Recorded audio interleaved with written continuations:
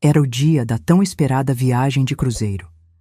Depois de anos sem sair muito de casa, eu estava empolgada com a ideia de finalmente descansar e viver momentos especiais ao lado do meu filho e da minha nora. Já estava pronta, com protetor solar no rosto, meu maiô florido favorito e a bolsa de palha nas mãos, quando o celular vibrou. Era uma mensagem do meu filho. Decidimos que você não vai conosco no cruzeiro. Preferimos ir apenas em família.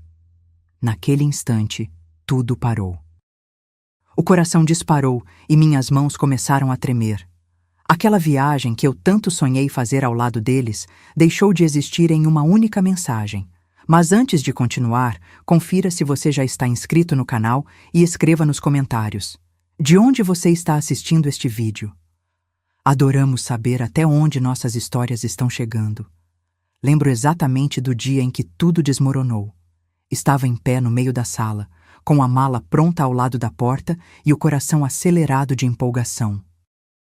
Seria minha primeira viagem em anos.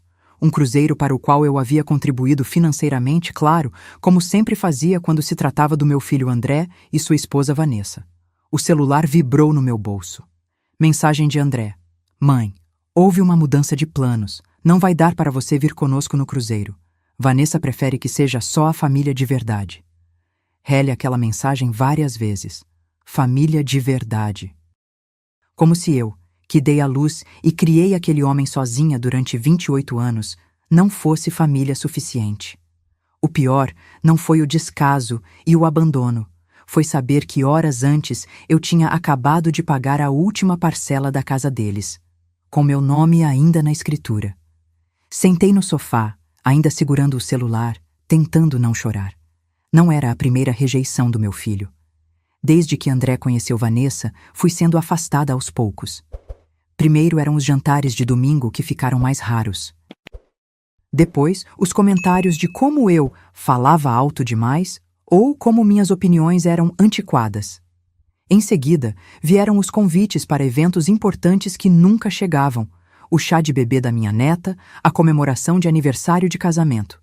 Mas ainda assim, continuei ajudando. Quando faltou dinheiro para a reforma da cozinha, fui eu quem complementou. Quando o carro quebrou, fui eu quem emprestou o meu. Quando precisaram de ajuda para pagar as prestações da casa durante a pandemia, fui eu quem transferiu o dinheiro sem perguntar quando devolveria. E agora, apenas um mês após ter pago a última parcela da hipoteca, eu não era família de verdade. Levantei do sofá com uma sensação estranha no peito. Não era mais dor ou decepção. Essas emoções eu já tinha sentido tantas vezes que haviam perdido a força. Era outra coisa, uma clareza cristalina, uma determinação que eu não sentia há anos. Fui até o meu escritório e abri a gaveta onde guardava os documentos importantes. Ali estava a pasta azul com todos os papéis da casa. A escritura com meu nome como proprietária principal. Os recibos de todas as transferências que fiz ao longo dos anos. Eu nunca havia transferido legalmente a propriedade para o nome deles, sempre adiando aquela conversa, porque André dizia: "Para quê, mãe? Somos família." Irônico como aquela palavra mudava de significado conforme a conveniência. Enquanto folheava aqueles documentos, lembrei da última vez que Vanessa me olhou com desdém quando sugeri fazer um almoço para comemorar o aniversário da minha neta. Ana tem uma rotina muito específica, Dona Clara. Talvez seja melhor esperar uma ocasião mais apropriada. A ocasião nunca chegou, claro. Fiquei sabendo da festinha através das fotos no Instagram, onde toda a família de Vanessa sorria em volta do bolo que eu nem sabia que existiria. Tomei uma decisão naquela noite. Não seria uma reação impulsiva nem um grito desesperado de atenção.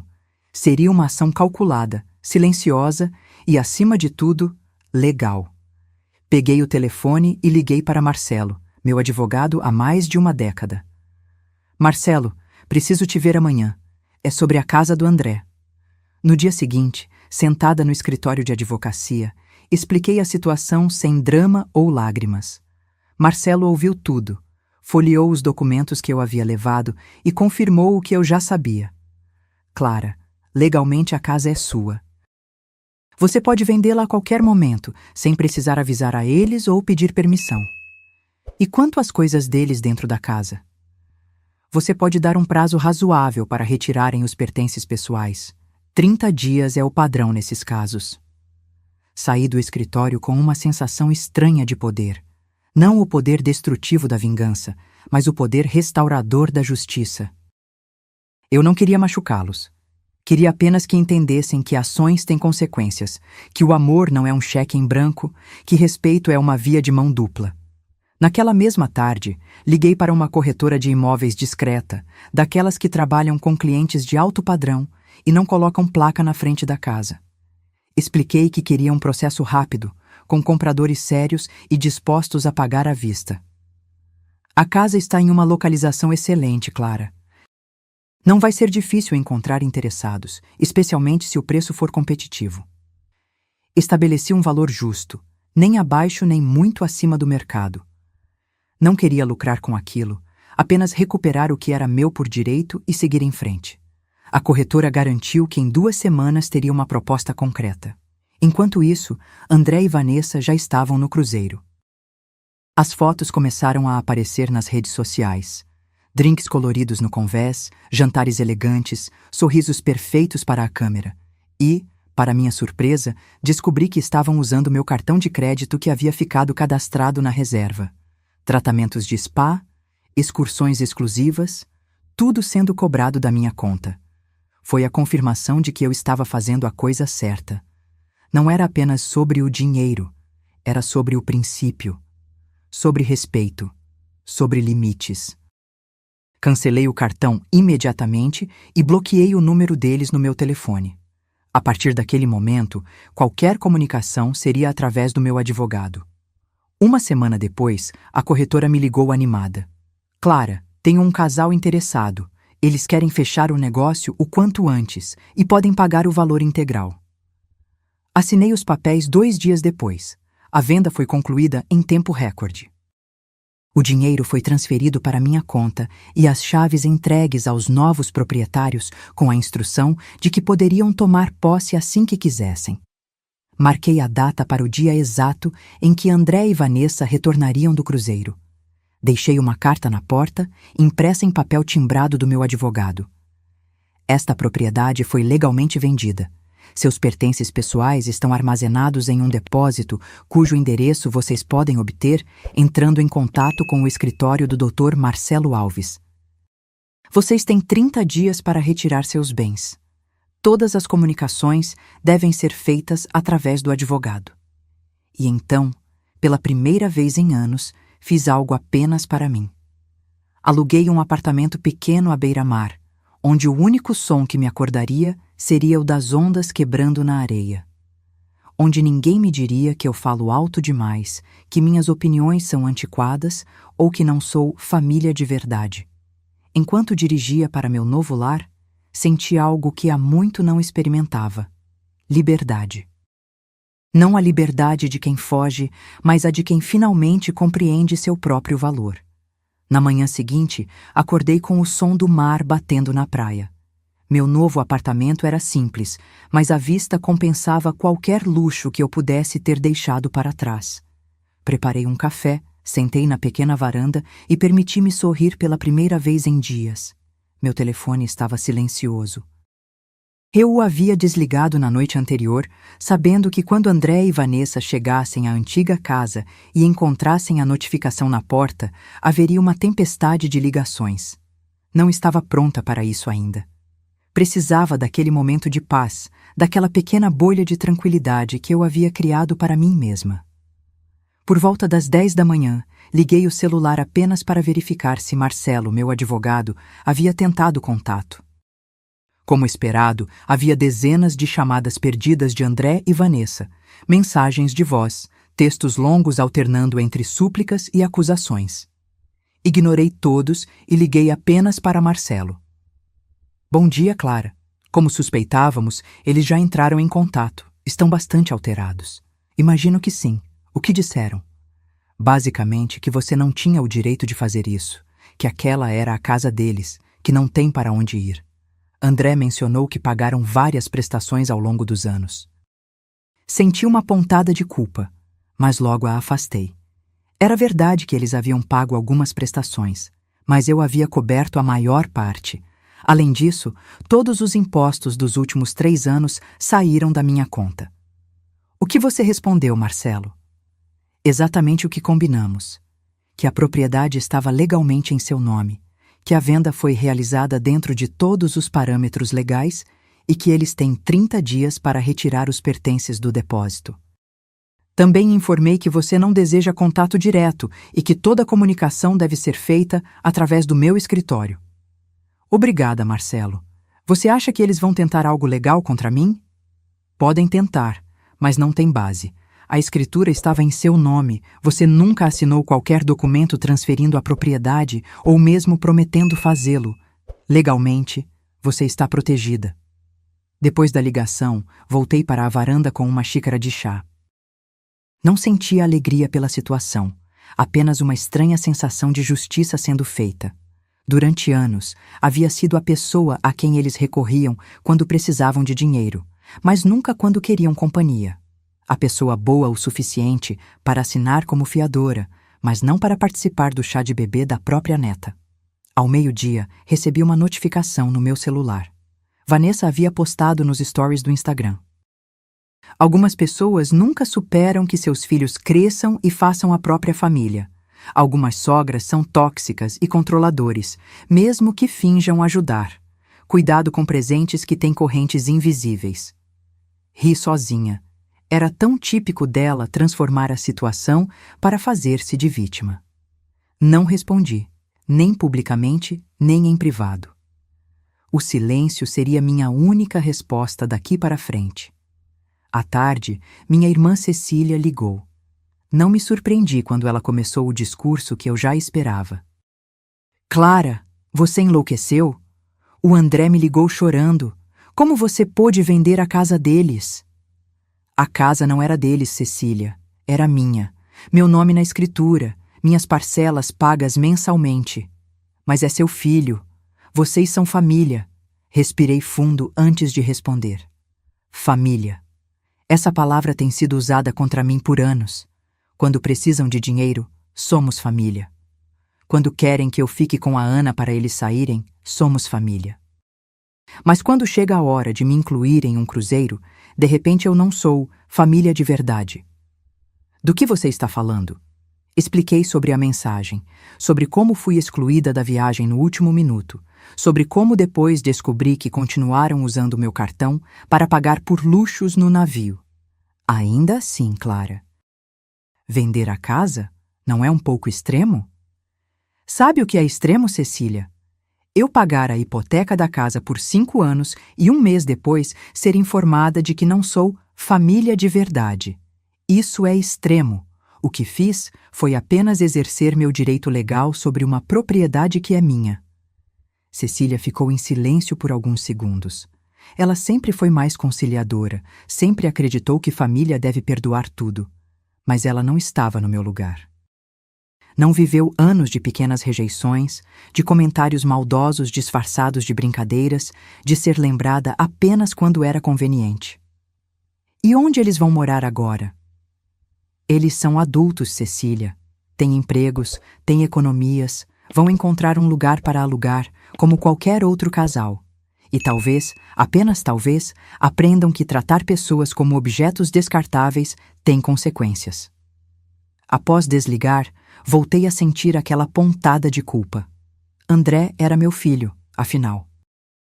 Eu o amava, apesar de tudo. Mas às vezes, o amor precisa ter limites claros para não se transformar em abuso.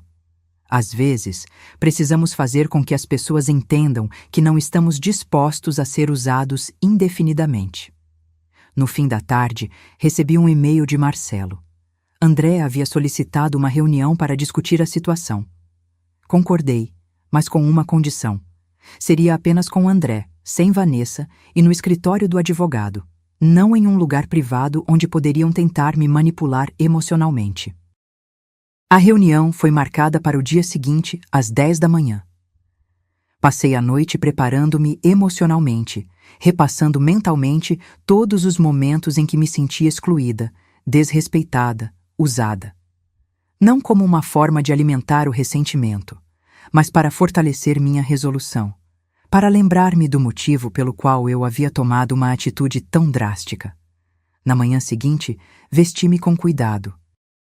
Escolhi uma blusa azul clara que sempre me deu confiança, coloquei um batom suave e prendi o cabelo em um coque baixo. Queria parecer serena, no controle, não uma mulher movida pela raiva ou pelo desespero. Cheguei ao escritório de Marcelo 10 minutos antes do horário marcado. Ele me recebeu com um sorriso gentil e me conduziu à sala de reuniões, onde aguardamos por André. Quando meu filho entrou, pude ver que ele não tinha dormido bem. Olheiras profundas marcavam seu rosto, e ele parecia ter envelhecido anos em apenas alguns dias. "Mãe", ele começou, sentando-se à minha frente. "Por que você fez isso conosco?" Pela primeira vez em muito tempo, não senti a necessidade de justificar minhas ações ou de me desculpar. Apenas respondi com calma. "Não fiz nada contra vocês, André. Apenas exerci meu direito sobre uma propriedade que é legalmente minha. Mas é a nossa casa. Vivemos lá há 5 anos. Sim, viveram. Em uma casa que estava no meu nome, cujas prestações eu paguei em sua maioria, cujos impostos saíram da minha aposentadoria nos últimos 3 anos. André passou a mão pelo cabelo, visivelmente frustrado. Nós íamos te pagar de volta. Sempre dissemos isso. Quando, André? Quando vocês têm dinheiro para cruzeiros e tratamentos de spa, mas nunca para me ressarcir? Quando vocês me dizem que não sou família de verdade? Seus olhos se arregalaram ao ouvir suas próprias palavras jogadas de volta. Aquilo foi um mal-entendido. Vanessa estava estressada com os preparativos da viagem e... Pare, interrompi. Não estamos aqui para discutir justificativas. Estamos aqui para definir os próximos passos. Seus pertences estão seguros no depósito. Vocês têm 30 dias para retirá-los. Se precisarem de mais tempo, podem solicitar ao Marcelo. E onde vamos morar? Você pensou nisso? Da mesma forma que eu pensei em onde ficaria quando fui deixada no porto, enquanto vocês partiam em um cruzeiro que eu ajudei a pagar. Vocês são adultos, têm empregos, encontrarão um lugar para alugar enquanto se reorganizam. A reunião durou menos de 20 minutos. No final, André parecia derrotado, mas eu me sentia mais leve. Não havia gritado, não havia chorado, apenas havia mantido minha posição com firmeza e clareza. Ao sair do escritório, sabia que aquele era apenas o primeiro passo em minha jornada de autodescoberta e valorização. 3 dias se passaram desde a reunião com André no escritório de Marcelo. Meu telefone continuava silencioso. Bloqueei temporariamente os números deles para preservar minha paz mental. Nesse pequeno período de silêncio, comecei a reorganizar minha vida no novo apartamento. Era um espaço modesto comparado à casa que vendi, mas tinha o essencial: um quarto confortável, uma pequena cozinha onde eu poderia preparar minhas refeições e aquela varanda com vista para o mar que rapidamente se tornou meu refúgio. Coloquei nas paredes apenas algumas fotos antigas, de quando André era criança, antes que o ressentimento e a manipulação entrassem em nossas vidas. Naquela manhã, enquanto tomava café, recebi uma ligação de Marcelo. Clara, bom dia.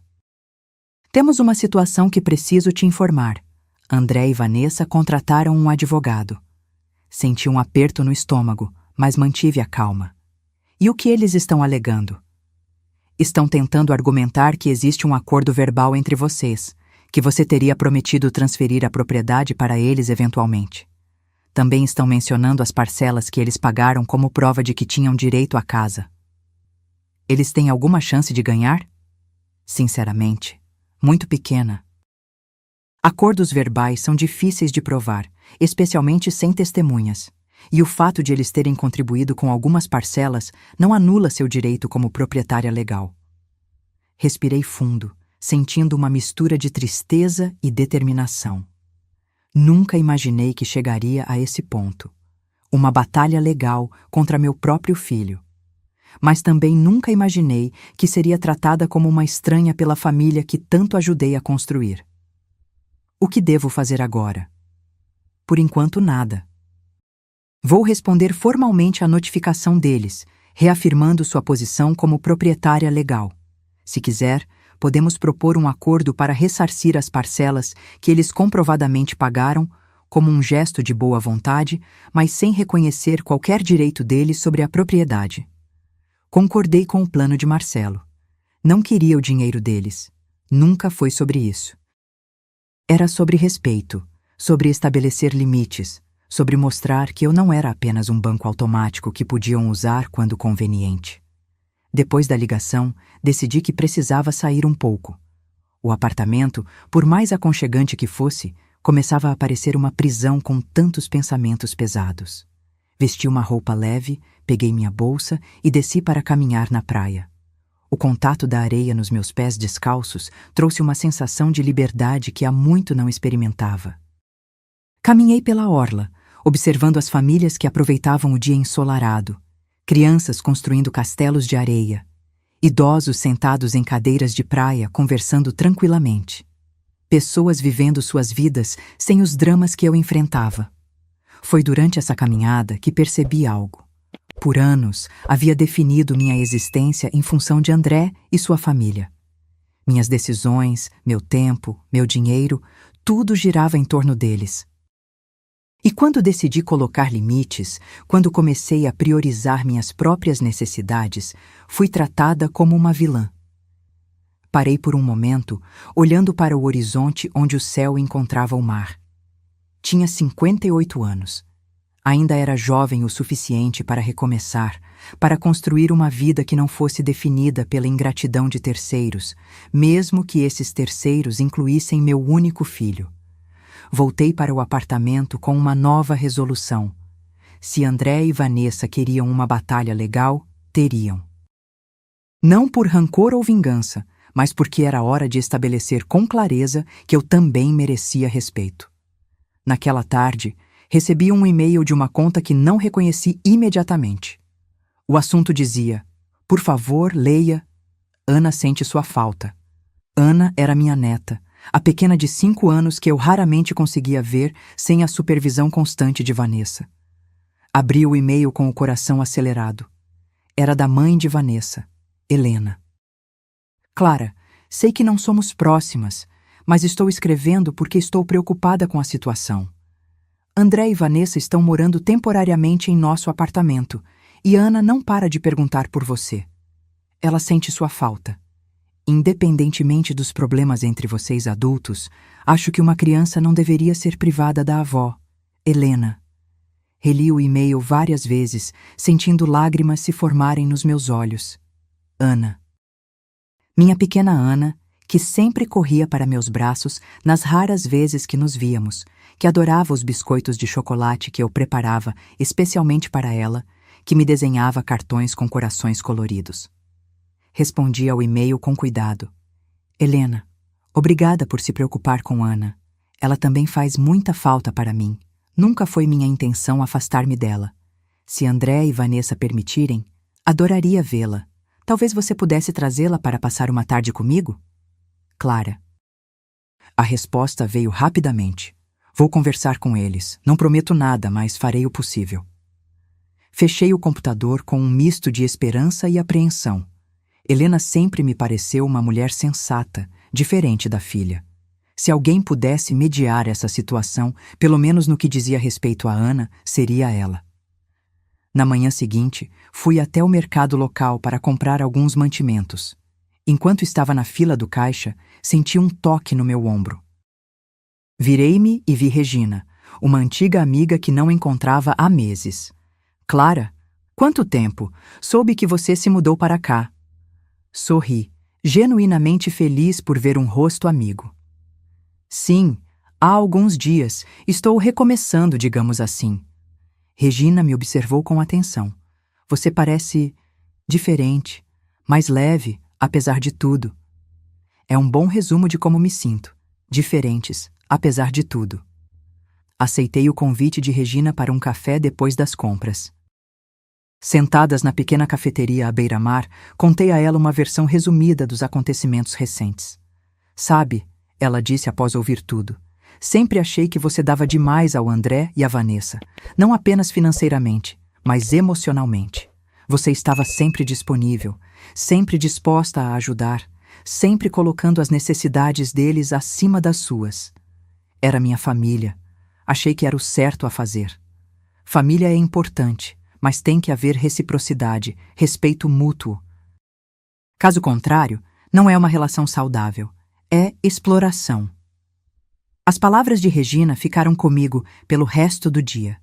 Exploração. Era uma palavra forte, mas que definia com precisão o que eu havia vivido nos últimos anos.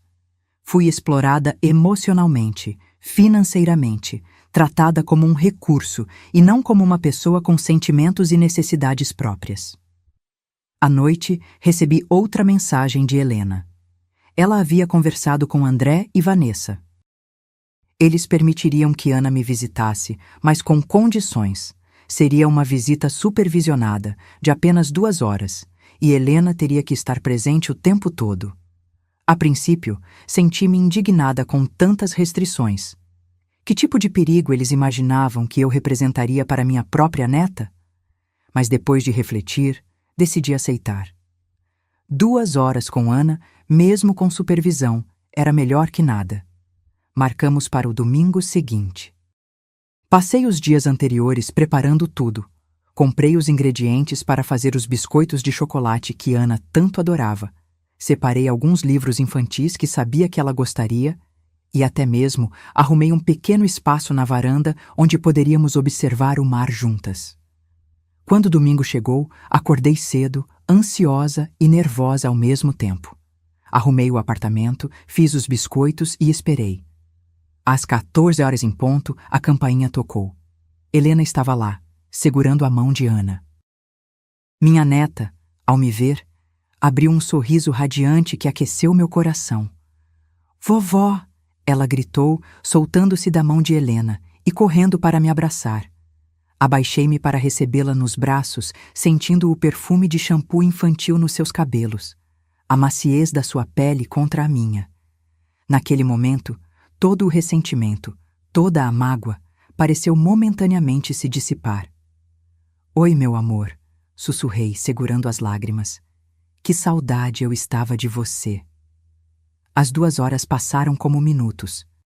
Ana me mostrou seus novos desenhos, contou histórias da escola, perguntou sobre o mar que se via da minha varanda, comemos biscoitos juntas, lemos histórias e até mesmo fizemos uma pequena caminhada na areia da praia em frente ao prédio. Helena se manteve discreta, observando de longe, dando-nos espaço para aquela reconexão tão necessária. Quando chegou a hora de partir, Ana me abraçou forte. "Vovó, por que você não vem morar com a gente na casa da vovó Helena? Lá tem espaço." A inocência da pergunta me pegou desprevenida. Como explicar a uma criança de 5 anos as complexidades das relações adultas, o ressentimento acumulado, as decisões difíceis que precisavam ser tomadas? "Vovó tem sua própria casinha agora, querida, mas podemos nos ver mais vezes, se seus pais permitirem." Ana assentiu, parecendo aceitar minha explicação simplificada. Enquanto ela se despedia, Helena se aproximou de mim. "Ela sentiu muito sua falta, Clara. Espero que possamos fazer isso regularmente, independentemente dos problemas entre você, André e Vanessa." Agradeci a Helena por sua atitude conciliadora e vi as duas partirem, sentindo uma mistura de alegria pelo reencontro e tristeza pela brevidade dele. Aquela noite, sentada na varanda, observando as estrelas sobre o mar, tomei uma decisão. Lutaria pelo direito legal à casa, não para punir André e Vanessa, mas porque era o justo. Porém, tentaria construir uma ponte para manter contato com Ana. Minha neta não tinha culpa dos erros dos adultos ao seu redor e merecia ter sua avó presente em sua vida. 1 semana após o encontro com Ana, recebi uma ligação de Marcelo. Ele parecia animado, o que era incomum para seu tom normalmente contido. "Clara, temos novidades. O advogado de André e Vanessa entrou em contato propondo um acordo." Sentei-me na beira da cama, surpresa com a mudança repentina. "Que tipo de acordo?" Eles estão desistindo de contestar a venda da casa. Em troca, pedem que você devolva o valor das parcelas que eles comprovadamente pagaram, com correção monetária, claro. O que mudou? Da última vez que conversamos, eles estavam determinados a lutar pela propriedade. Marcelo fez uma pausa antes de responder. Aparentemente, encontraram alguns documentos que complicariam bastante o caso deles. Documentos? Que documentos? E-mails trocados entre eles, discutindo como poderiam eventualmente reivindicar a casa através de uso capião ou outro mecanismo legal, sem precisar esperar que você transferisse voluntariamente. Em um dos e-mails, Vanessa chega a mencionar explicitamente que vocês nunca tiveram um acordo verbal sobre a transferência da propriedade. Senti um peso no estômago. Não era apenas ingratidão ou descaso. Era um plano deliberado para tomar o que era meu por direito. Como esses e-mails vieram à tona? O advogado deles não entrou em detalhes, mas mencionou que eles perceberam que não teriam como sustentar a alegação de um acordo verbal diante dessa evidência. Presumo que alguém próximo a eles teve acesso a esses e-mails e os encaminhou para o advogado, talvez para evitar um processo longo e custoso que não teriam chance de ganhar. Fiquei em silêncio por alguns instantes, processando a informação. Uma parte de mim queria rejeitar o acordo, levar o caso até o fim, expor a tentativa de manipulação. Mas outra parte, talvez a mais sensata, sabia que aceitar o acordo seria o caminho mais rápido para encerrar aquele capítulo doloroso. O que você me aconselha, Marcelo? Legalmente, você tem todo o direito de rejeitar o acordo e seguir com o processo. Você ganharia, sem dúvida, considerando essas novas evidências. Mas isso significaria meses de batalha legal, custos emocionais e financeiros, e mais desgaste na sua relação com André. Olhei pela janela, observando o vai e vem das ondas. A maré baixava lentamente, deixando à mostra a areia molhada que refletia o sol da tarde. Quanto eles pagaram da casa, ao todo? Segundo os comprovantes que anexaram, aproximadamente 30% do valor total, considerando as parcelas que eles assumiram nos últimos 2 anos. Fiz um cálculo mental rápido. Era uma quantia considerável, mas não chegava nem perto do que eu havia investido naquela propriedade ao longo dos anos. Além disso, o dinheiro da venda me daria estabilidade financeira para reconstruir minha vida. Aceito o acordo, Marcelo. Não quero prolongar isso. Quero virar essa página. Tem certeza, Clara? Você não precisa decidir agora. Tenho. Devolva o valor das parcelas que eles pagaram com a correção monetária justa. Não quero dever nada a eles, nem que eles possam dizer que fiquei com o que não me pertencia. Após desligar, fiquei sentada na varanda por um longo tempo, observando o horizonte. Não era apenas sobre dinheiro ou propriedade. Era sobre dignidade, sobre conseguir olhar no espelho sem ver alguém que se rebaixou ao nível daqueles que a magoaram. Naquela mesma noite, recebi uma mensagem de texto de Helena. Ana quer saber se pode te visitar no próximo domingo. É possível? Respondi imediatamente que sim. Aquela pequena mensagem trouxe um sorriso ao meu rosto pela primeira vez naquele dia. Enquanto o relacionamento com André e Vanessa se deteriorava em uma batalha legal fria, pelo menos o vínculo com minha neta permanecia intacto. Os dias seguintes foram de organização. Com a certeza de que o caso legal seria resolvido em breve, comecei a pensar no futuro. O dinheiro da venda da casa, mesmo após devolver a parte que cabia a André e Vanessa, me daria uma boa folga financeira.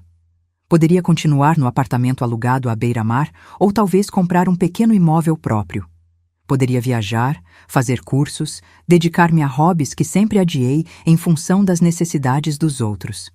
Na sexta-feira, recebi um e-mail de Marcelo confirmando que o acordo havia sido formalizado. O dinheiro seria transferido para André e Vanessa na semana seguinte, e eles, em troca, assinariam um documento reconhecendo a legitimidade da venda e comprometendo-se a não mais contestá-la judicialmente. Caso encerrado, escreveu Marcelo, parabéns por tomar a decisão mais sensata. No domingo, Helena trouxe Ana como prometido. Desta vez, não impôs o limite de 2 horas, nem ficou supervisionando cada momento. Simplesmente deixou a menina comigo e disse que voltaria no final da tarde. Vanessa não sabe que estou deixando Ana sozinha com você, confessou antes de sair. Mas acho um absurdo essa tentativa de afastá-la da avó. Volto às 5. Passei um dia maravilhoso com Ana. Fizemos um piquenique na praia, coletamos conchas, construímos castelos de areia que a maré levou embora. Ela me contou sobre a escola, sobre seus amigos, sobre como estava sentindo falta da casa grande onde moravam antes. Agora estamos na casa da vovó Helena, mas é pequena e mamãe fica reclamando o tempo todo, disse Ana com a sinceridade brutal das crianças. E seu pai? O que ele diz? Papai fica muito quieto. Às vezes ele vai para o quarto e fecha a porta. Acho que ele chora, mas mamãe diz que homens não choram. Aquela revelação me atingiu como uma onda fria. Por mais magoada que estivesse, André continuava sendo meu filho. Imaginá-lo sofrendo silenciosamente me causou uma pontada de culpa. Quando Helena veio buscar Ana, perguntei se poderíamos conversar brevemente. Sentamos na varanda enquanto Ana terminava de juntar as conchas que havia coletado para levar para casa. Como eles estão realmente, Helena? Sendo sincera. Helena suspirou, parecendo pesar suas palavras. Não bem. A situação financeira está complicada. Vanessa perdeu o emprego há 2 meses, algo que ela vinha escondendo de todos, inclusive de você. Eles estavam contando com a casa como garantia para um empréstimo que ajudaria a passar por esse período difícil. Quando descobriram que a casa havia sido vendida, ela perdeu o emprego? André não mencionou nada sobre isso. Claro que não. Vanessa o proibiu de pedir ajuda a você. Dizia que vocês precisavam se emancipar, que era humilhante depender de você. Foi ela quem insistiu para que você não fosse ao cruzeiro, sabia? André estava relutante, mas ela o convenceu de que seria um momento importante para eles como casal, para fortalecer a relação que estava abalada com todas as dificuldades. Aquela informação mudava algumas coisas, mas não tudo. O fato de estarem passando por dificuldades explicava parte da situação, mas não justificava anos de pequenos desprezes, de me tratarem como um banco, não como família. Por que estou te contando isso? Continuou Helena. Não para fazer você sentir pena ou voltar atrás em suas decisões. O que você fez foi justo, considerando como foi tratada. Estou contando porque acho que você merece saber toda a história antes de decidir como seguir daqui para frente. Depois que Helena e Ana partiram, passei a noite refletindo sobre tudo o que tinha descoberto. A raiva e o ressentimento que eu vinha alimentando começavam a se misturar com uma compreensão mais complexa da situação. Na manhã seguinte, tomei uma decisão. Liguei para Marcelo. O acordo continua de pé, disse, mas quero fazer uma modificação. Além de devolver o valor das parcelas que eles pagaram, quero estabelecer um fundo educacional para Ana. Um fundo educacional? Sim. Quero separar uma parte do dinheiro da venda da casa e colocá-lo em uma conta que só poderá ser acessada quando Ana completar 18 anos, exclusivamente para seus estudos. Não quero que André e Vanessa tenham acesso a esse dinheiro antes disso. Isso é possível, Clara. Podemos estruturar um fundo com essas condições. Quanto você quer destinar a esse fundo? Mencionei uma quantia que representava aproximadamente 20% do valor que recebi pela casa. Não era todo o dinheiro, pois eu precisava garantir minha própria estabilidade financeira, mas era o suficiente para garantir que Ana teria recursos para uma boa educação, independentemente da situação financeira de seus pais. Vou preparar os documentos, disse Marcelo. É um gesto nobre da sua parte, Clara. Não era nobreza, era amor. Por mais magoada que estivesse com André e Vanessa, não deixaria que minha neta sofresse as consequências de decisões erradas dos adultos ao seu redor. 3 dias depois, fui ao escritório de Marcelo para assinar toda a documentação. O acordo com André e Vanessa, a devolução do valor das parcelas e a criação do fundo educacional para Ana. Quando terminei de assinar o último documento, senti como se um peso enorme tivesse sido retirado dos meus ombros. E agora? Perguntei a Marcelo. Agora você vive sua vida, Clara. Você fez o que era justo, protegeu seus interesses e ainda garantiu o futuro da sua neta. O resto depende deles. Ao sair do escritório, decidi fazer algo que não fazia há muito tempo. Fui até uma concessionária e comprei um carro pequeno, modesto, mas novo. Algo só meu, que me daria a liberdade de ir e vir, de explorar meu novo ambiente, de não depender de caronas ou transporte público. Enquanto assinava os papéis da compra, o vendedor perguntou: "É um presente para alguém da família?" Sorri, pensando em quantas vezes havia priorizado as necessidades dos outros antes das minhas próprias. Não. É um presente para mim mesma. Já passou da hora de me colocar em primeiro lugar. O novo carro me trouxe uma sensação de liberdade que eu havia esquecido. Nas semanas seguintes, explorei a região costeira, descobrindo pequenas praias escondidas, restaurantes à beira-mar com comida simples mas deliciosa, mercados locais onde comprava frutas frescas e peixe recém-pescado. Estava redescobrindo o prazer de viver no meu próprio ritmo, sem precisar consultar ninguém, sem ter que me adaptar às expectativas ou horários de outras pessoas. As visitas de Ana aos domingos se tornaram um ponto fixo na minha agenda. Helena continuava trazendo-a regularmente, às vezes ficando para um café, outras vezes deixando-a comigo por toda a tarde. Foi durante uma dessas visitas, cerca de um mês após a assinatura do acordo, que recebi a primeira ligação direta de André, desde que tudo começou. Estávamos na praia. Ana construindo um elaborado castelo de areia, enquanto eu a ajudava a decorá-lo com conchas, quando meu celular tocou. Ao ver o nome dele na tela, hesitei por um momento. "Pode atender, vovó", disse Ana, como se percebesse minha hesitação.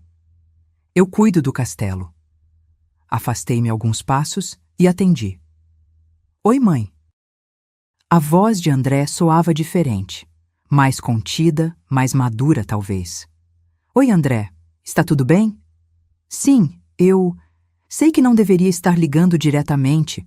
O acordo diz que toda comunicação deve ser feita através dos advogados, mas...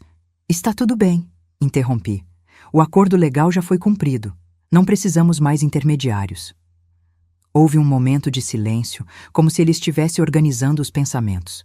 "Marcelo me contou sobre o fundo educacional que você criou para a Ana. É para o futuro dela, para garantir que ela tenha acesso a uma boa educação, independentemente do que aconteça." Foi muito generoso da sua parte, depois de tudo o que aconteceu.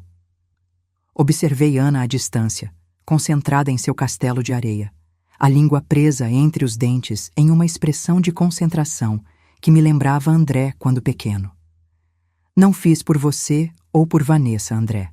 Fiz por Ana. Ela não tem culpa das decisões dos adultos ao seu redor." "Eu sei.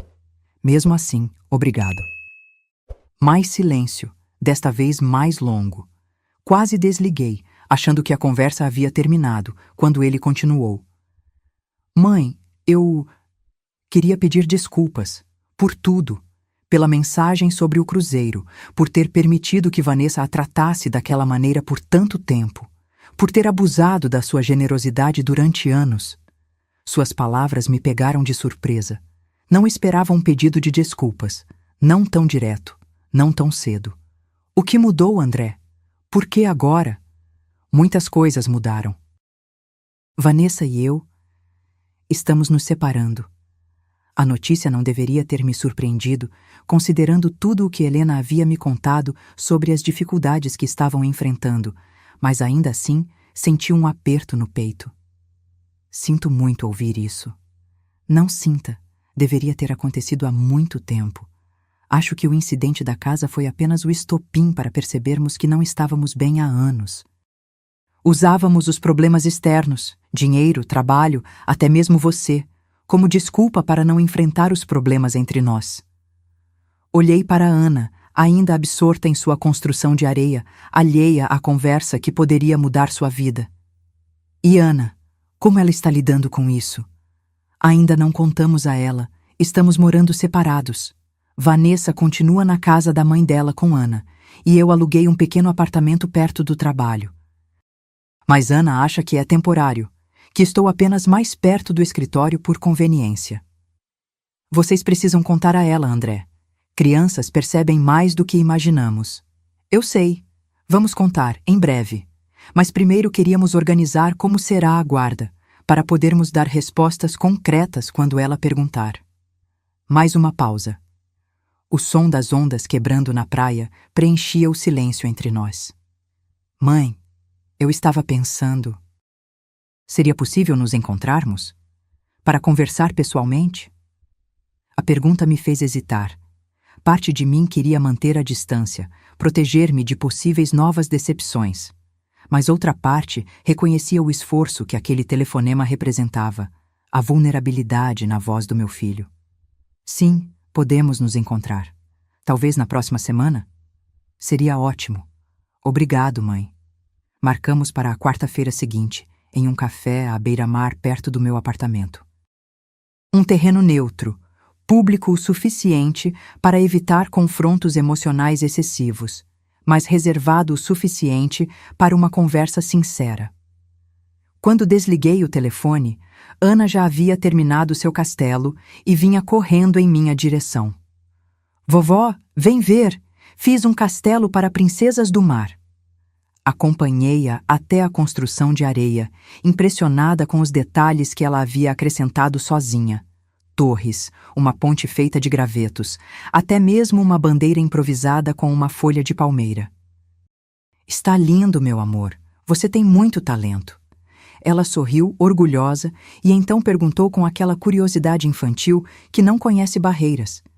Era o papai no telefone? Sim, era ele. Ele está bem? Ele anda triste ultimamente. Abaixei-me para ficar na altura dos olhos dela. Seu pai está passando por um momento difícil, mas vai ficar bem. Às vezes os adultos também ficam confusos e tristes. Sabia? Ela assentiu com seriedade. Eu sei. Mamãe também chora às vezes, quando acha que não estou olhando. Isso acontece, querida. Mas não se preocupe, eles vão encontrar um jeito de ficar bem de novo. Ela pareceu aceitar minha resposta, e logo voltou sua atenção para o castelo, decidindo que precisava de um fosso ao redor. Enquanto a ajudava a cavar, refleti sobre a conversa com André. Seria possível reconstruir nossa relação depois de tudo o que aconteceu? Eu estava disposta a tentar? Os dias até quarta-feira passaram lentamente. Ocupei-me com pequenas tarefas diárias, com caminhadas pela praia, com a leitura de livros que havia comprado recentemente. Tentei não criar muitas expectativas sobre o encontro com André. Seria o que tivesse que ser. Na quarta-feira, vesti-me com cuidado, nem formal demais, nem casual demais. Queria parecer serena, no controle, mesmo que por dentro sentisse uma mistura de ansiedade e esperança. Cheguei ao café alguns minutos antes do horário combinado. Escolhi uma mesa na varanda, de onde se podia ver o mar. Pedi um chá de camomila para acalmar os nervos e esperei. André chegou pontualmente. Parecia mais magro do que me lembrava, o rosto marcado por olheiras profundas. Vestia uma camisa simples e calça jeans. Nada da aparência sempre impecável que Vanessa tanto valorizava. Oi, mãe, disse ele, aproximando-se timidamente. Levantei-me para recebê-lo. Por um momento ficamos parados, sem saber exatamente como nos cumprimentar após tudo o que havia acontecido. Por fim, ele se inclinou e me deu um beijo hesitante na bochecha. Você está com boa aparência, disse ele, sentando-se à minha frente. Essa vida à beira-mar parece estar te fazendo bem. Estou me adaptando, respondi. E você? Como está se sentindo no novo apartamento? É pequeno, mas funcional. Não preciso de muito espaço estando sozinho. Pedi outro chá para mim e um café para ele. Conversamos sobre amenidades por alguns minutos. O tempo, o movimento na praia, nada que tocasse no cerne das questões entre nós. Então, após um longo gole de café, André finalmente abordou o assunto que nos havia reunido. Mãe, eu passei as últimas semanas pensando muito sobre tudo o que aconteceu. sobre como te tratamos por anos, sobre como eu permiti que Vanessa ditasse os termos do nosso relacionamento com você. Mantive-me em silêncio, permitindo que ele continuasse. Foi errado. Tudo foi errado. A forma como aproveitamos da sua generosidade, como te excluímos quando não precisávamos de algo material, como te deixamos naquele porto. Sua voz falhou na última frase, e pude ver lágrimas se formando nos cantos de seus olhos. Sabe o que é pior? Eu sabia que era errado no momento em que enviei aquela mensagem. Mas estava tão habituado a ceder às vontades de Vanessa, tão condicionado a evitar conflitos com ela, que simplesmente obedeci. Por que, André? Por que permitiu isso por tanto tempo? Ele passou a mão pelo rosto, enxugando uma lágrima que escapou. No começo do nosso relacionamento, Vanessa falava muito sobre como você era controladora, como tentava manipular nossa vida. Na época, eu estava tão apaixonado que acreditei nela. Aceitei a versão dela sobre você, sobre nossa dinâmica familiar. E depois foi ficando cada vez mais difícil admitir que tinha cometido um erro, que tinha permitido que ela se colocasse entre nós. As palavras dele me machucavam, mas havia também um estranho alívio em finalmente ouvir a verdade. O mais irônico, continuou ele, é que quem realmente se mostrou controladora foi ela. Foi Vanessa quem determinou quando podíamos te ver, quando podíamos pedir sua ajuda, quando devíamos te afastar. E eu permiti. Por fraqueza, por comodismo, por medo de ficar sozinho. E agora? O que você quer, André? Ele olhou diretamente nos meus olhos, algo que não fazia há muito tempo. Quero pedir uma segunda chance, mãe. Não estou falando sobre dinheiro ou ajuda material. Não quero nada disso. Quero apenas a oportunidade de reconstruir nossa relação, de ser o filho que você merece. De permitir que você seja a avó que Ana precisa, sem restrições ou condições. Senti meu coração apertar. Era tudo o que eu queria ouvir por anos, e ainda assim havia uma hesitação. Uma parte de mim temia se abrir novamente, se tornar vulnerável às mesmas decepções. Não será fácil, André. Confiança, uma vez quebrada, leva tempo para ser reconstruída. Eu sei, e estou disposto a esperar o tempo que for necessário, a provar dia após dia que mudei, que entendi meus erros. Olhei para o mar, para as ondas que quebravam na areia e voltavam para o oceano, em um ciclo interminável de idas e vindas.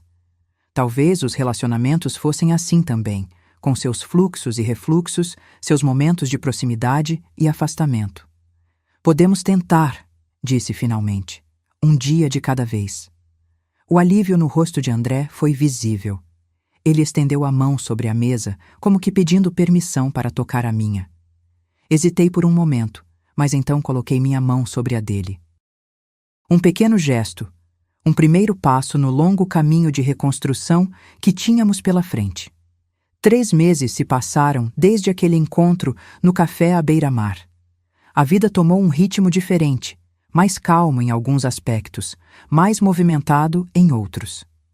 André e eu começamos a reconstruir nossa relação gradualmente, com pequenos gestos de aproximação de ambos os lados. Ele passou a me visitar regularmente, às vezes trazendo Ana, outras vezes vindo sozinho. Falávamos sobre o passado com uma honestidade que nunca tivemos antes. Sobre como ele se sentiu abandonado quando seu pai morreu, sobre como eu trabalhei demais tentando compensar a ausência paterna, sobre como Vanessa habilmente explorou essas fissuras em nossa relação. A separação deles foi oficializada com guarda compartilhada de Ana. Nos dias em que a menina ficava com André, frequentemente vinham me visitar. Criamos uma nova rotina. Café da manhã na minha varanda nos sábados, passeios pela praia, noites de jogos de tabuleiro, quando o tempo não permitia atividades ao ar livre. Vanessa, por outro lado, mantinha distância.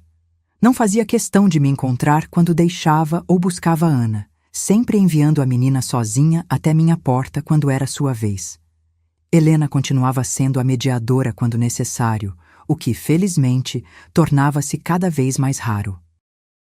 Foi em uma tarde de domingo, enquanto André e eu preparávamos o almoço juntos, enquanto Ana assistia desenhos na sala, que ele mencionou algo que me deixou apreensiva. Mãe, Vanessa está pedindo uma parte maior do fundo educacional que você criou para Ana. Parei de cortar os legumes, olhando para ele com surpresa. Como assim? O fundo é exclusivamente para a educação de Ana quando ela completar 18 anos. Nenhum de vocês dois pode acessá-lo antes disso. André suspirou, parecendo desconfortável.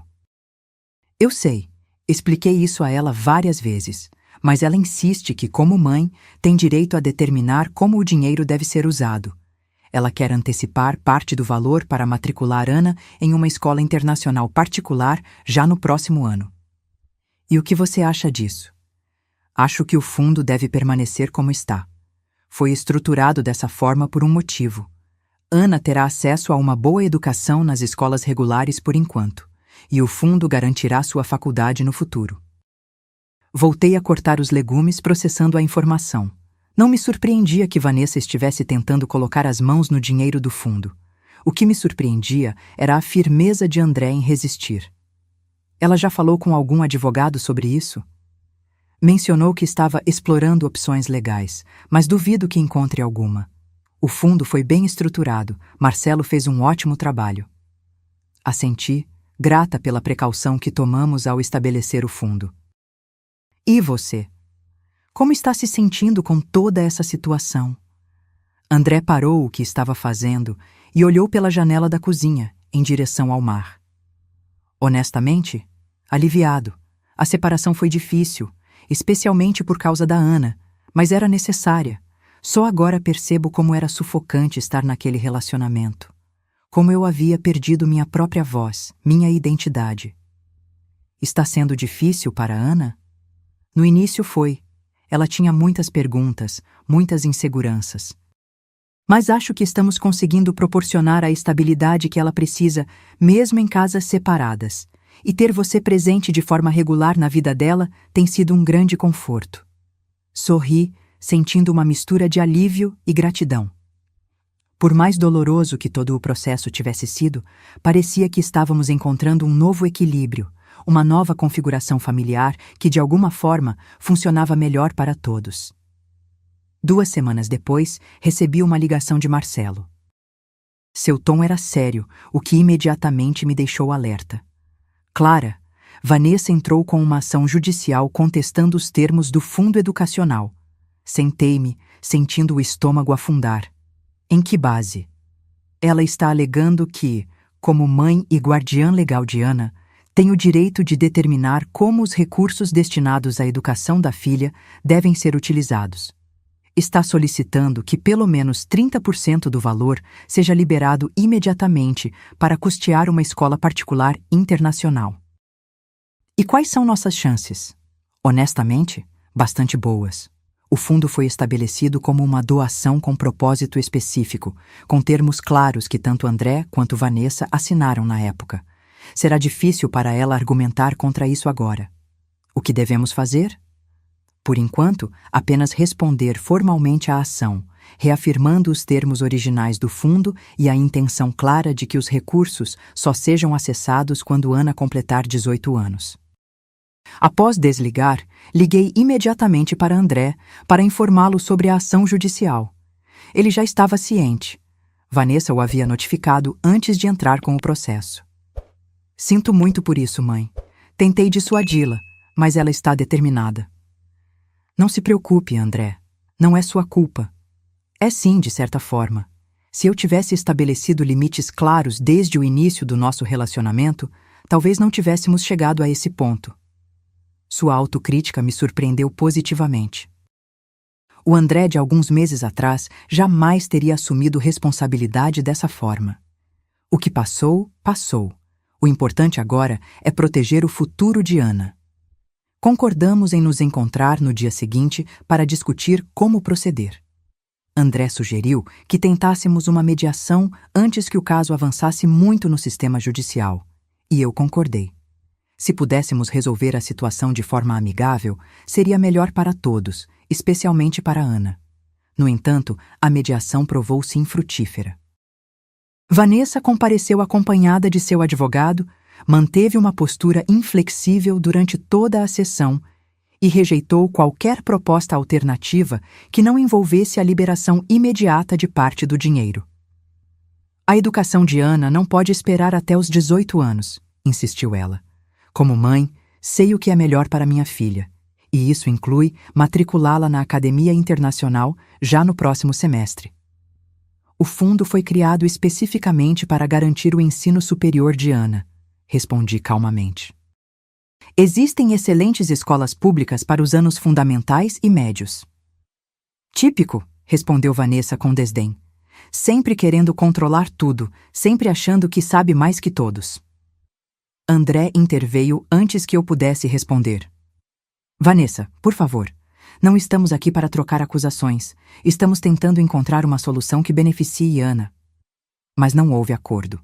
Saímos da mediação com a certeza de que o caso seguiria para o tribunal. Nas semanas seguintes, a tensão aumentou. Vanessa começou a dificultar as visitas de Ana, alegando compromissos de última hora ou indisposição da menina. Quando conseguíamos nos ver, Ana parecia confusa e ansiosa, claramente afetada pelo conflito entre os adultos ao seu redor. Em uma dessas visitas, enquanto brincávamos de montar um quebra-cabeças, Ana me fez uma pergunta que partiu meu coração. Vovó, você e a mamãe estão brigando por minha causa? Parei o que estava fazendo e olhei diretamente para ela. Não, meu amor. Nunca pense isso. Os adultos às vezes têm desentendimentos, mas nunca é culpa das crianças. Mas ouvi mamãe falando no telefone que você não quer que eu vá para uma escola boa. Respirei fundo, tentando encontrar palavras que uma criança de 5 anos pudesse entender. Ana, eu quero o melhor para você. Sempre. A escola onde você está agora é muito boa. E quando você for mais velha, haverá dinheiro guardado especialmente para você estudar em qualquer lugar que quiser. Ela pareceu refletir sobre isso por um momento, a testa franzida em concentração. Então por que a mamãe está brava? Às vezes os adultos discordam sobre o que é melhor e quando. Mas isso não significa que não te amamos muito, muito mesmo. A explicação pareceu satisfazê-la temporariamente, e ela voltou sua atenção para o quebra-cabeças. Mas a conversa ficou comigo pelo resto do dia, pesando em meu coração. Naquela noite, liguei para André e contei sobre a conversa com Ana. Ele suspirou pesadamente ao telefone. Vanessa está falando sobre o processo na frente dela. Já pedi várias vezes que não fizesse isso, que protegesse Ana dessas questões adultas, mas ela parece incapaz de separar as coisas. Isso não pode continuar, André. Ana está sofrendo. Eu sei. Vou conversar com meu advogado amanhã sobre a possibilidade de solicitar uma ordem judicial restringindo discussões sobre o caso na presença de Ana. Nos dias seguintes, fiz algo que não imaginava que faria. Liguei para Helena, a mãe de Vanessa. Helena, precisamos conversar sobre Ana. Eu já estava esperando sua ligação, Clara. Ela respondeu com um tom de cansaço. Sei que Vanessa está levando isso longe demais. Ana me perguntou se estamos brigando por causa dela. Ela está confusa, ansiosa. Isso não pode continuar. Helena suspirou do outro lado da linha. Vou falar com Vanessa novamente. Tento fazê-la entender que está prejudicando a própria filha com essa atitude, mas ela está diferente ultimamente. Mais dura, mais amarga. A separação a afetou profundamente, não apenas emocionalmente, mas também em termos de status. Ela tinha se acostumado a certo padrão de vida que agora não consegue manter. Isso não justifica usar Ana como peão nessa disputa. Concordo plenamente. Deixe comigo, vou tentar novamente. Após desligar, senti-me estranhamente aliviada por ter Helena como aliada nessa situação. Apesar de ser mãe de Vanessa, ela conseguia ver além das lealdades familiares e colocar o bem-estar de Ana em primeiro lugar. 2 dias depois, recebi uma ligação surpreendente de Marcelo. Clara, tenho novidades. Vanessa está propondo um acordo. Bom, que tipo de acordo? Ela está disposta a retirar a ação judicial contestando os termos do fundo educacional, com a condição de que você concorde em ajudar com os custos de uma escola particular para Ana. Não a internacional que ela queria inicialmente, mas uma boa escola particular na cidade. E esse dinheiro viria de onde? Do fundo? Não. Ela está propondo que você faça essa contribuição separadamente, deixando o fundo intacto para quando Ana completar 18 anos. Refleti sobre a proposta. Por um lado, era uma solução que evitaria um processo judicial prolongado e potencialmente desgastante para todos, especialmente para Ana. Por outro, parecia que Vanessa estava apenas encontrando outra maneira de ter acesso ao meu dinheiro. Posso pensar sobre isso e te dar uma resposta amanhã? Claro, Clara. Não há pressa. Após desligar, sentei-me na varanda, observando o mar enquanto ponderava a situação. Lembrei-me de todas as vezes em que cedi às demandas financeiras de André e Vanessa ao longo dos anos, como isso havia estabelecido um padrão prejudicial em nosso relacionamento. Será que concordar com essa nova proposta não seria apenas perpetuar esse ciclo? Por outro lado, tratava-se da educação de Ana, minha neta, uma criança inocente em meio a todo esse conflito de adultos. Poderia eu negar-lhe acesso a uma boa escola particular se tivesse condições de ajudar? Decidi ligar para André antes de tomar qualquer decisão. O que você acha dessa proposta? Perguntei, depois de explicar os termos. Honestamente? Acho que é manipulação da parte de Vanessa. Ela sabe que você se importa com o bem-estar de Ana e está usando isso como alavanca. A escola pública onde Ana está matriculada é excelente, com professores dedicados e boa estrutura. Não vejo necessidade de mudança agora. Você acha que a proposta tem motivações financeiras, então? Sem dúvida. Vanessa sempre foi obcecada por status. Ter a filha em uma escola particular de prestígio é mais sobre a imagem que ela quer projetar do que sobre a qualidade real da educação. As palavras de André fizeram sentido. No entanto, não queria tomar uma decisão baseada apenas em ressentimentos do passado. Vou visitar a escola de Ana amanhã, decidi. Quero ver por mim mesma como é o ambiente, conhecer os professores, antes de decidir qualquer coisa. Ótima ideia, mãe. Posso avisar a coordenação que você irá. Eles são muito abertos a visitas de familiares. Na manhã seguinte, vesti-me com cuidado e dirigi até a escola pública onde Ana estudava. Era um prédio simples, mas bem conservado, com um pátio amplo e colorido onde as crianças brincavam durante o intervalo. A coordenadora pedagógica, uma mulher de meia-idade com um sorriso gentil, recebeu-me em sua sala. Senhora Clara, é um prazer conhecê-la. Ana fala muito sobre a avó que mora perto do mar. Conversamos por quase 1 hora sobre a filosofia educacional da escola, o currículo, as atividades extracurriculares disponíveis. Em seguida, ela me levou para conhecer as instalações. Salas de aula bem equipadas, biblioteca aconchegante, laboratório de ciências modesto, mas funcional, sala de artes cheia de trabalhos coloridos feitos pelos alunos. Ao passar pela sala de Ana, pude vê-la através da janela, sentada em um círculo com outras crianças, participando animadamente de uma atividade de leitura. Ela parecia feliz, envolvida, perfeitamente adaptada àquele ambiente. Voltei para casa com a mente mais clara. Liguei para Marcelo e comuniquei minha decisão. Vou recusar a proposta de Vanessa. A escola onde Ana está atualmente é excelente e não vejo razão educacional para uma mudança neste momento. Se o caso for a julgamento, estou preparada. Marcelo pareceu aliviado. Acho que é a decisão correta, Clara. Ceder a essa demanda agora só abriria precedente para futuras solicitações. Nos dias seguintes, como esperado, Vanessa intensificou seus ataques.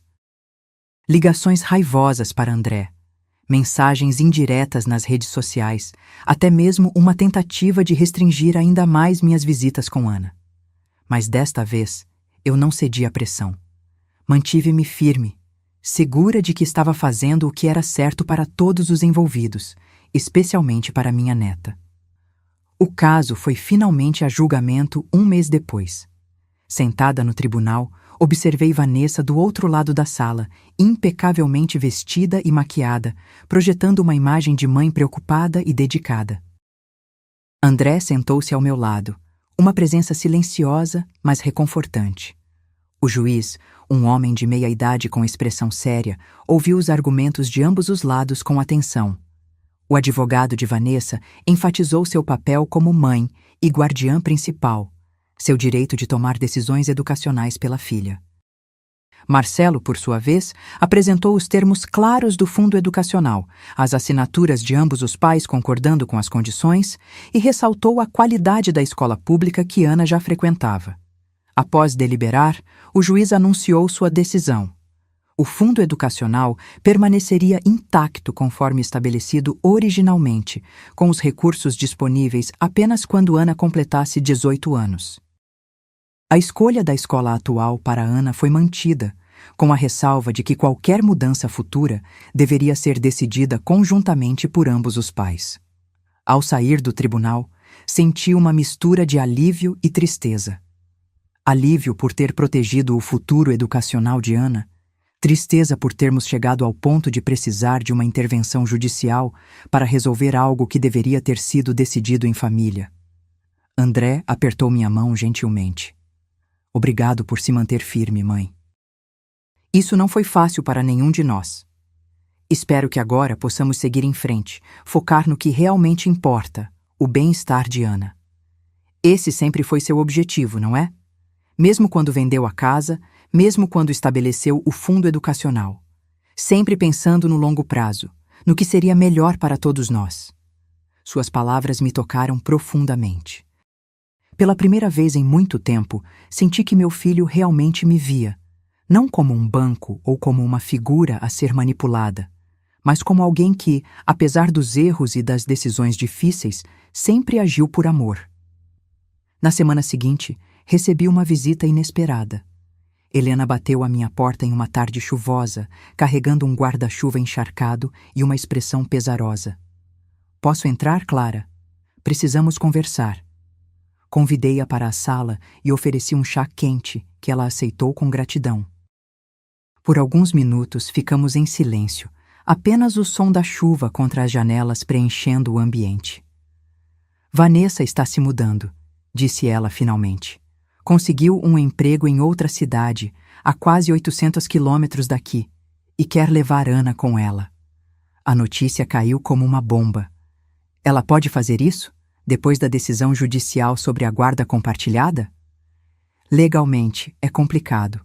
Ela precisaria da autorização de André ou de uma nova decisão judicial. Mas estou aqui porque acho que você precisa saber que ela está determinada a fazer isso, com ou sem permissão. Você acha que ela tentaria... Helena baixou os olhos. Não posso afirmar com certeza, mas conheço minha filha. Quando ela coloca algo na cabeça, especialmente quando se sente acuada ou derrotada. Não precisei que ela completasse a frase. O significado estava claro. Vanessa poderia tentar levar Ana sem autorização, efetivamente sequestrando a própria filha. Já contou isso a André? Vou encontrá-lo depois daqui. Achei que você também precisava saber, para estarmos todos atentos. Agradeci a Helena por sua honestidade e lealdade para com o bem-estar de Ana, apesar dos laços de sangue com Vanessa. Depois que ela partiu, liguei imediatamente para Marcelo para informá-lo sobre a situação e pedir orientação. Os dias seguintes foram de intensa vigilância e preparação. André solicitou uma ordem judicial preventiva, proibindo Vanessa de levar Ana para fora da cidade sem sua autorização expressa. A escola foi notificada para não liberar a menina para ninguém além dos pais e pessoas previamente autorizadas. Organizamos um sistema de rodízio para garantir que Ana nunca estivesse sozinha com Vanessa por períodos prolongados. Em meio a toda essa tensão, tentávamos proteger Ana, manter uma aparência de normalidade em sua rotina. Ela continuava vindo me visitar aos domingos, continuávamos construindo castelos de areia e coletando conchas na praia.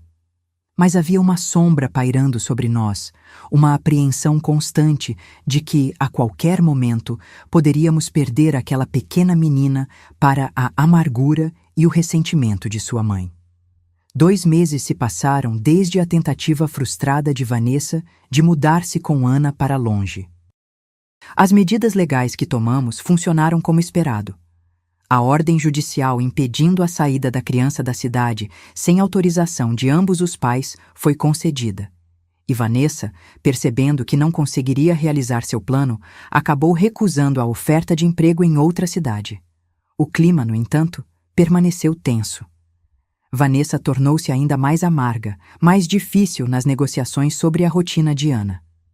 Cada decisão, por menor que fosse, transformava-se em uma batalha. Qual roupa Ana deveria usar para a escola, que atividades extracurriculares frequentar, até mesmo o corte de cabelo da menina, tudo virava motivo para discórdia. André, por outro lado, parecia ganhar confiança e assertividade a cada dia.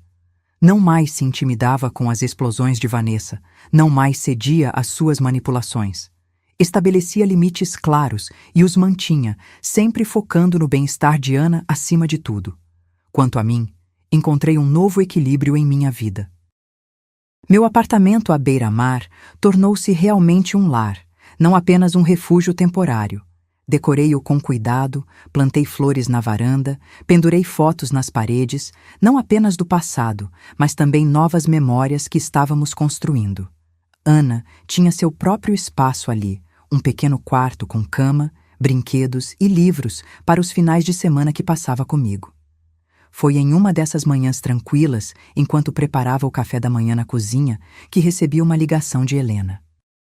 Seu tom era urgente, preocupado. Clara, aconteceu algo. Vanessa desapareceu com Ana. Senti meu coração acelerar instantaneamente.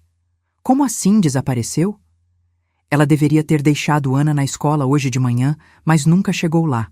O telefone dela está desligado, não está em casa, não apareceu no trabalho.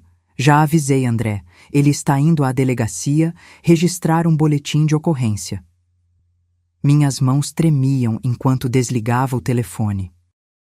Imediatamente peguei minha bolsa e as chaves do carro, dirigindo até a delegacia, onde sabia que André estaria. No caminho, 1000 cenários passavam pela minha cabeça, nenhum deles reconfortante. Quando cheguei, André já estava prestando depoimento a um policial. Seu rosto estava pálido, tenso, as olheiras denunciando que provavelmente não havia dormido bem na noite anterior. Já acionamos o sistema de alerta para crianças desaparecidas, informou o policial. As fronteiras estaduais foram notificadas, assim como aeroportos, rodoviárias e ferroviárias. A ordem judicial impedindo a saída da menor da cidade sem autorização de ambos os genitores também já está no sistema. E agora o que fazemos? Perguntou André, a voz embargada. Vão para casa e aguardem. Deixem um telefone de contato sempre disponível. Enquanto isso, tente lembrar de algum lugar onde sua ex-esposa poderia ter levado a criança. Parentes, amigos, locais de férias anteriores, qualquer coisa pode ser uma pista valiosa. Saímos da delegacia com a sensação de impotência que só quem já passou por situação semelhante pode compreender. André decidiu ir para meu apartamento em vez de voltar para o seu. Não queria ficar sozinho, e eu também preferia tê-lo por perto durante aquele momento angustiante. Sentados na minha sala, tentávamos listar possíveis lugares onde Vanessa poderia ter levado Ana. A família dela era pequena, apenas Helena e um tio idoso que morava no interior. Amigos próximos? Poucos, e a maioria em comum com André. Improvável que ajudassem em algo tão sério quanto um potencial sequestro de criança. Espere, disse André subitamente. O namorado de faculdade dela. Como era mesmo o nome? Ricardo. Ricardo Mendes. Eles mantiveram contato ao longo dos anos, mesmo depois que nos casamos. Ele se mudou para o Uruguai há uns 5 anos. Você acha que ela tentaria cruzar a fronteira com Ana? Não sei, mas é uma possibilidade. Vou ligar para o delegado e passar essa informação. Enquanto André falava ao telefone, recebi uma mensagem de Helena. Encontrei algo no quarto de Vanessa. Venham rápido. Pegamos o carro novamente e dirigimos até o apartamento de Helena, onde Vanessa havia estado morando com Ana desde a separação. Helena nos esperava na porta, visivelmente perturbada. Encontrei isso escondido em uma gaveta, disse ela, entregando um envelope a André. Dentro havia passagens de ônibus para o Uruguai, em nome de Vanessa e Ana, e uma carta manuscrita endereçada a Helena. Mãe, quando você ler isso, já estaremos longe. Não posso mais suportar ver minha filha sendo manipulada por Clara e André. Não posso permitir que ela cresça achando que dinheiro e poder são mais importantes que amor e família. Vou levá-la para um lugar onde poderemos recomeçar, onde seremos apenas nós duas, sem interferências externas. Por favor, não tente nos encontrar. Isto não é um adeus, é apenas um até logo. Um dia, quando tudo se acalmar, entraremos em contato novamente. Com amor, Vanessa. André leu a carta em voz alta, a raiva crescendo visivelmente em seu rosto. Manipulação? Dinheiro e poder mais importantes que amor? Como ela pode distorcer tudo dessa maneira? Helena parecia envergonhada, destruída pela situação. Sinto muito. Deveria ter percebido antes, deveria ter feito mais para impedir que chegássemos a esse ponto. Não é sua culpa, Helena, disse eu, colocando uma mão em seu ombro. Vanessa é adulta, faz suas próprias escolhas. André já estava ao telefone novamente, desta vez com o delegado passando as novas informações.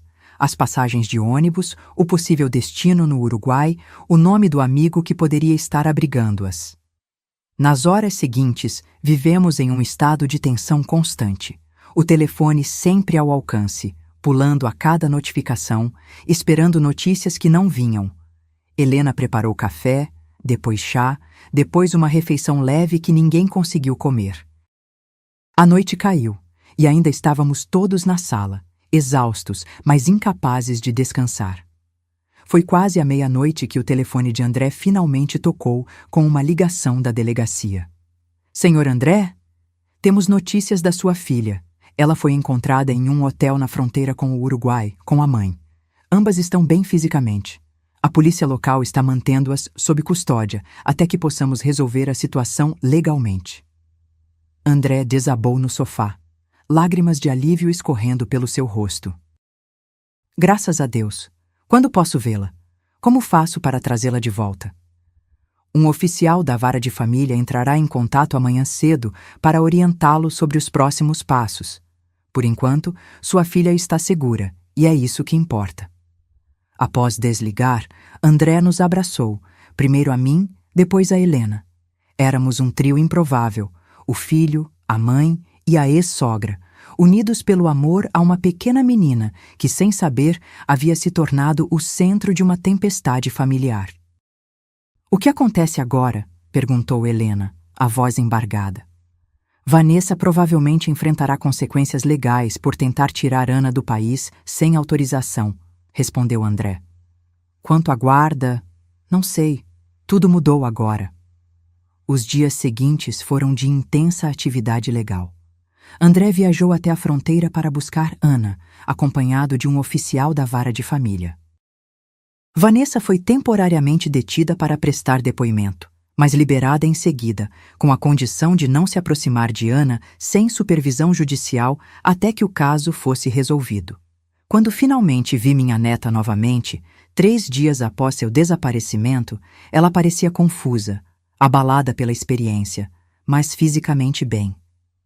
Abraçou-me com força quando me viu, enterrando o rostinho no meu pescoço, como fazia quando era ainda menor. Vovó, a mamãe disse que a gente ia morar em outro país, só nós duas. Mas eu não queria ir sem me despedir de você e do papai. Eu sei, meu amor. Às vezes os adultos tomam decisões erradas, mesmo achando que estão fazendo o certo. O importante é que você está aqui agora, segura, e nós todos te amamos muito. Nas semanas seguintes, a situação legal foi se definindo. Vanessa perdeu a guarda compartilhada, tendo apenas direito a visitas supervisionadas até que completasse um programa de terapia familiar.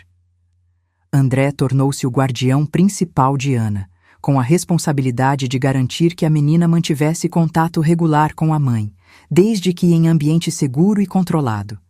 Helena, surpreendentemente, tornou-se uma aliada valiosa nesse processo. Apesar da dor de ver a filha enfrentando consequências tão sérias por suas ações, ela reconhecia a necessidade de priorizar o bem-estar de Ana. Ofereceu-se para supervisionar algumas das visitas entre mãe e filha, criando um ambiente neutro e acolhedor para ambas. 6 meses após o incidente, encontrávamo-nos em uma situação que jamais teria imaginado quando tudo começou. Ana vivia principalmente com André, em um apartamento maior que ele havia alugado próximo à minha casa. Eu a buscava na escola 3 vezes por semana. Passava as tardes com ela até que André saísse do trabalho, e nos finais de semana, frequentemente nos reuníamos para atividades em família. Vanessa, após completar metade do programa de terapia, começava a mostrar sinais de mudança. As visitas supervisionadas com Ana tornavam-se gradualmente menos tensas, e ela parecia finalmente aceitar a nova realidade, focando mais em reconstruir um relacionamento saudável com a filha do que em lutar contra as circunstâncias.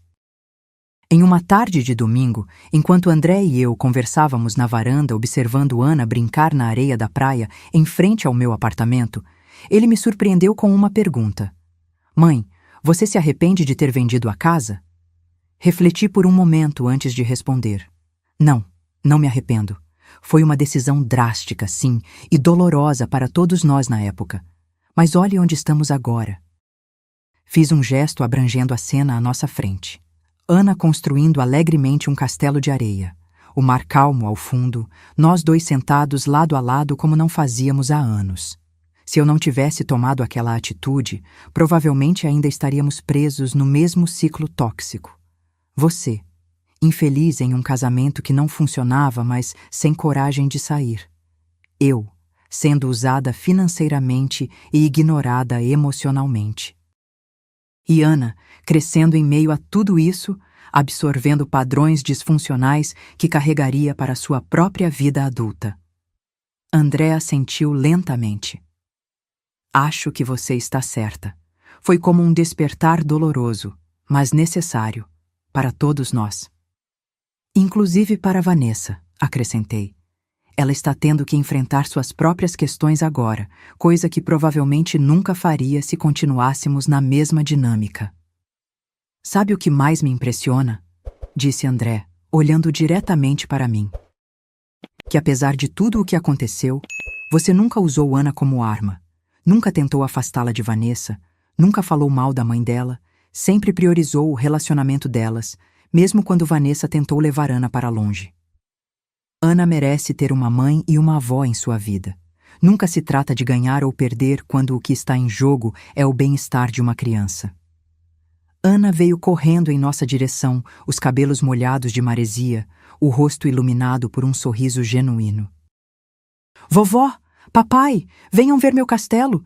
Fiz um lugar especial para cada um de nós, até para a mamãe quando ela puder vir à praia conosco.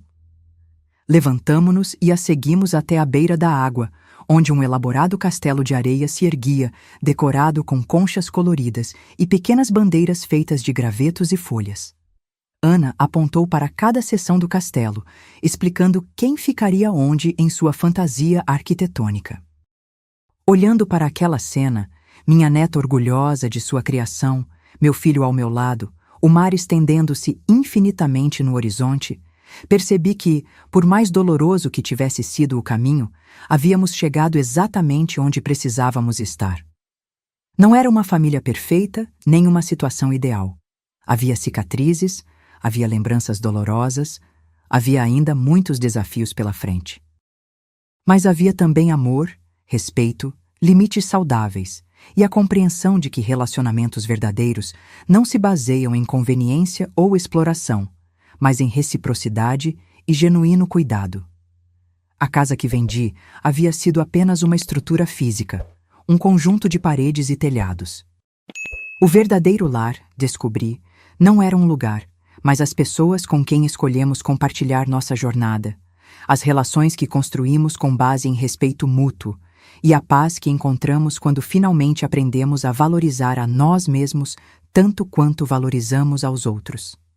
Quando o sol começou a se pôr, tingindo o céu e o mar de tons alaranjados, Ana pegou minha mão de um lado e a de André do outro. "Este é o melhor dia de todos", declarou ela com a convicção que só as crianças possuem. E, naquele momento, eu não poderia concordar mais. Depois da tempestade, havíamos encontrado não apenas a calma, mas também a clareza. Depois da dor, havíamos redescoberto não apenas a alegria, mas também a sabedoria. E depois de tanto tempo priorizando os outros, eu finalmente havia aprendido a mais importante das lições: que para realmente amar alguém, primeiro precisamos respeitar a nós mesmos. Agora, se você gostou dessa história, clica em se inscrever e me diz nos comentários qual parte te deixou de queixo caído. Ah, e não esqueça de se tornar membro para ter acesso a vídeos exclusivos que não posto aqui. Te espero lá.